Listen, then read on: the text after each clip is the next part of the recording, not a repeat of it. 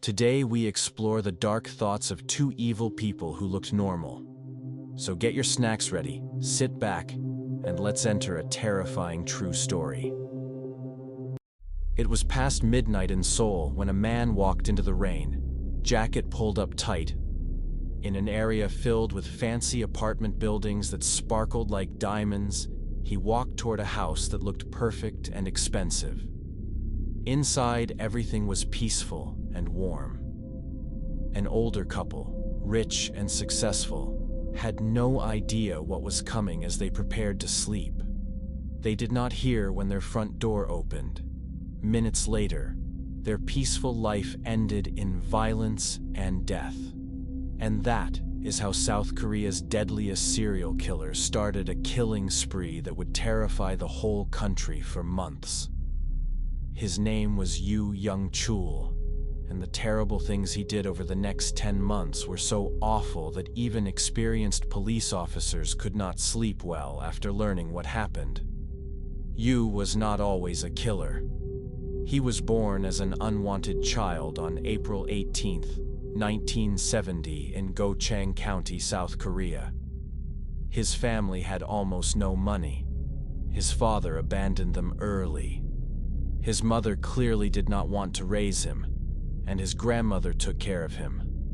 They stayed in a broken old house where cold air came through cracks in the walls and meals were usually just plain rice. Yoo was quiet and acted differently than other children. Kids at school made fun of him, and his teachers said he was lazy. He rarely talked to anyone, but he noticed everything.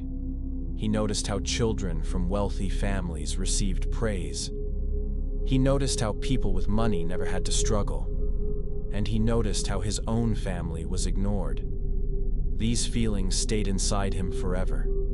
He began stealing when he was very young. First food, then clothing, then cash.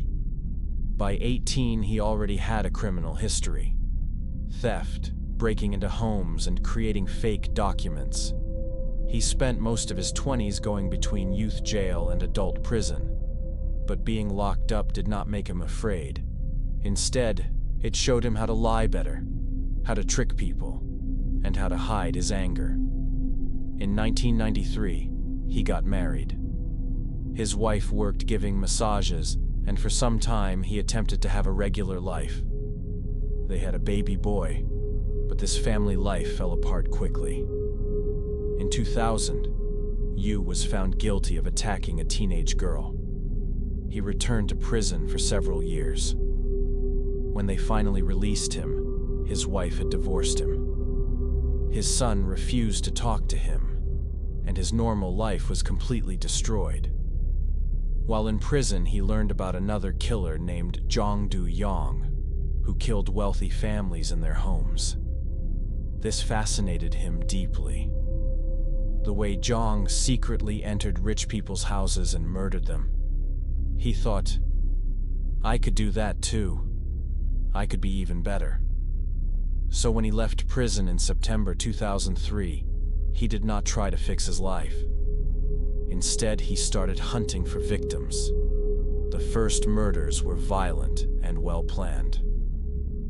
September 24th, 2003, a rich married couple living in an expensive neighborhood. Yoo broke into their home carrying a hammer and beat them both to death.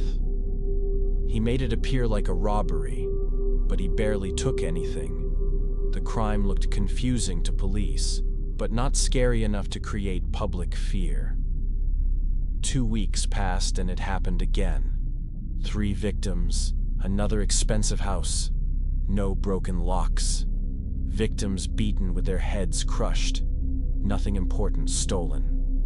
During the next 6 weeks, he murdered 6 more people using the exact same method. Rich people, older couples, beaten to death, usually while they slept in their own beds. Police investigators had no clues. The crimes did not match normal robbery patterns, but they also did not seem like serial killer behavior. And Yoo was extremely careful with every detail. He always wore gloves. He changed into different clothes after each crime. He escaped through back doors or climbed out windows, and he watched television news every night to check if police suspected him. They did not. But then something changed. In December, Yoo began dating a new girlfriend. She was young, attractive, and worked at a massage business. For a short moment, Yoo thought maybe he could start over.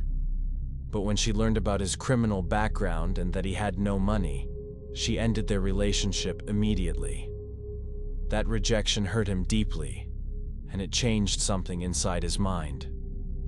Yoo decided to stop killing rich people.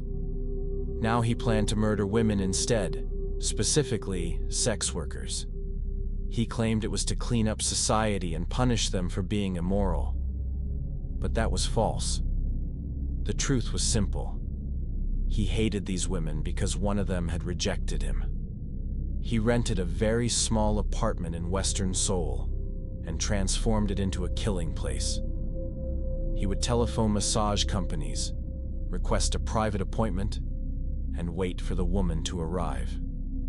When she entered through the doorway, Yoo acted completely charming, always smiling and being polite. He would give her something to drink and make friendly conversation. Then when she turned her back, he would suddenly hit her hard in the head using a hammer. He murdered them very quickly. Then he cut their bodies into pieces in his bathroom using sharp saws and knives. He kept the water running to hide any sounds. He wrapped the body parts into plastic bags. Sometimes he cooked the human flesh to prevent bad smells. Other times he threw the remains in distant mountain areas or empty construction locations. Between March and July 2004, Yoo killed at least 11 women using this horrible method, possibly even more. The killings became more frequent. In July, he killed 2 different women in less than 7 days. He seemed unstoppable, but he was also starting to make careless mistakes. Multiple massage businesses began noticing that their employees were vanishing after going to appointments in the same location. A few women who survived even described a strange man who made them feel uncomfortable. He was too silent, too cold. On July 15, 2004, one business owner created a trap. He sent 2 employees to Yoo's apartment with a secret plan to contact police if anything dangerous happened. The moment one woman walked into the building and felt something was wrong, she escaped. Police officers arrived minutes later and discovered Yoo standing calmly in the hallway, looking surprised but not panicked. At the police station, he refused to speak for many hours. Then suddenly, he asked for a cigarette. When the officer gave him one, Yoo said something shocking. "I have killed 20 people." Officers thought he was lying until he explained exactly where all the bodies were hidden. He took investigators to mountains, to rivers, to public parks where human bones were buried inside garbage bags and shallow graves. He explained every single murder with complete details. Names, specific dates, and what tools he used. At his trial in court, Yoo smiled inappropriately. When victims' family members cried and screamed, he just stared with blank, empty eyes. One time, when an angry man tried to attack him in the courtroom, Yoo actually laughed out loud. He confessed to everything without holding back. He stated he had no guilt or regrets. When the judge asked him why he committed these murders, he simply answered, "Because I hated those people." He received a death sentence in June 2005. But in South Korea, the government has not executed anyone since 1997. So Yoo remains locked in solitary confinement today, with his execution delayed forever. He spends every day alone in a tiny prison cell being monitored constantly. His terrible story became huge in the media. News programs repeated his confession videos constantly. Documentary films analyzed his criminal mind. A famous movie called The Chaser was loosely inspired by his crimes. Even years afterward, his name still creates fear in the nation's memory. But the most frightening part is that he never appeared to be a dangerous monster. Not until it was too late. There exist photographs of Yoo from the early 2000s, dressed in a normal jacket, looking like any regular man you might see on public transportation. Nobody suspected the quiet neighbor was inviting innocent people to their deaths, with nothing except a friendly smile and convincing lies. He did not follow his victims through dark streets. He welcomed them inside politely, and they never walked back out alive. In total, he admitted to murdering 26 people. Police could only confirm 20 deaths, but some investigators believe the actual number is much higher. Today, Yoo Young-chul stays as one of the most frightening criminals in South Korea's entire history. Not just because of what he did, but because of how easily he did it, how calmly he confessed everything, and how carefully he planned his violence. It is not the blood or the total number of victims that haunts people's minds most. It is the terrifying thought that someone exactly like him could be standing right behind you while waiting in line, appearing friendly and silent, making plans to kill, and you would never realize anything until it is far too late to escape. While Yoo Young-chul terrified South Korea in the early 2000s, French-born serial killer Patrick Schaff had already horrified authorities 10 years earlier with his disgusting House of Horrors murders. It was the type of building most people would walk past without noticing. Collapsed roof, shattered windows, wild plants growing up the walls. Inside, the air felt thick with mold, dust, and something unexplainable that seemed to stick to your skin. And hidden underneath all that decay was a scene so disgusting that even experienced officers felt sick. On one wall, written in crude black paint, "Death Room."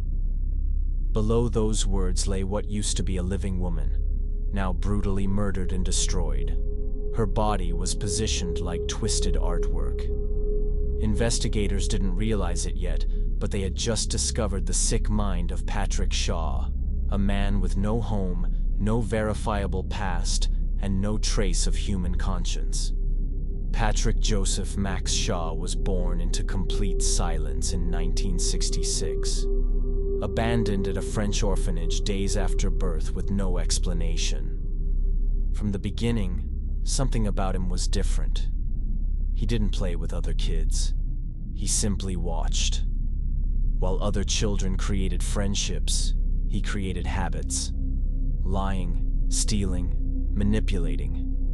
He would cry when he wanted something, laugh when others felt pain, and show no expression when punished. By 16, he was gone from the system. He bounced between odd jobs, homeless shelters, and train stations. Patrick was like a ghost.